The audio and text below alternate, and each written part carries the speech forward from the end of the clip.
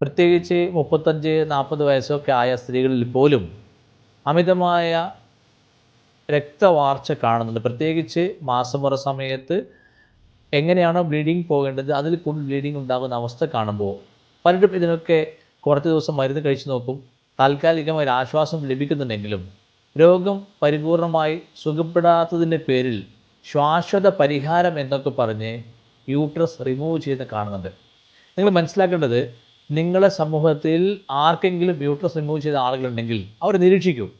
അമിതമായ സന്ധിവേദനയും ക്ഷീണവും അമിതവണ്ണവും വല്ലാത്തൊരു മാനസിക സമ്മർദ്ദം, പ്രത്യേകിച്ച് നിയന്ത്രിക്കാൻ കഴിയാത്ത ദേഷ്യവും സങ്കടവും ഭയവും ഒക്കെ തന്നെ അവരെ വല്ലാതെ പ്രയാസപ്പെടുത്താറുണ്ട്. ഒരുപക്ഷെ ഇതൊക്കെ പുതിയ രോഗമാണെന്ന് തെറ്റിദ്ധരിച്ചുകൊണ്ട് അതിന് വേറെ ചികിത്സ സ്വീകരിക്കുന്ന ആളുകളെ കാണുമ്പോൾ നിങ്ങൾ മനസ്സിലാക്കണം, യൂട്രസ് റിമൂവ് ചെയ്തതിൻ്റെ അനന്തര ഫലമാണത്. ഒരുപക്ഷെ ആ യൂട്രസ് റിമൂവ് ചെയ്യാതെ അവരനുഭവിച്ച ആരോഗ്യ പ്രശ്നം എന്തായിരുന്നു?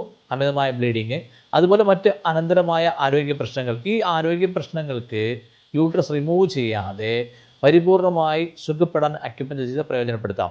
നമ്മൾ മനസ്സിലാക്കേണ്ടത്, യൂട്രസ് എന്നത് വെറും പ്രസവിക്കാൻ വേണ്ടി മാത്രമുള്ള ഒരു അവയവമല്ല, മറിച്ച് സ്ത്രീ ശരീരത്തിൻ്റെ പരിപൂർണമായ സുരക്ഷ അതിലുണ്ട്.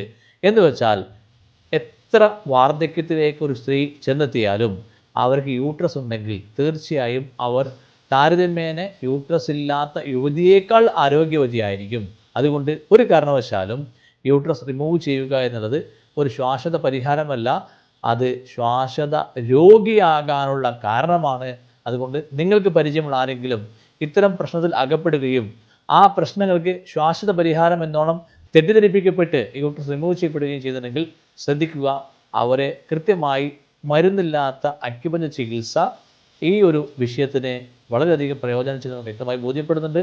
ഏതായാലും നമ്മുടെ സമൂഹത്തിൽ വൃദ്ധരായ സ്ത്രീകൾ ഒട്ടേറെ വ്യത്യസ്തങ്ങളായ ആരോഗ്യ പ്രശ്നങ്ങൾ കൊണ്ട് അഭിമുഖീകരിക്കുമ്പോൾ അതിൽ ഒരു മെജോറിറ്റി ആയിക്കൊണ്ട് യൂട്രസ് റിമൂവ് ചെയ്യപ്പെടുന്ന സ്ത്രീകളെ കാണാൻ കഴിയുന്നുണ്ട്.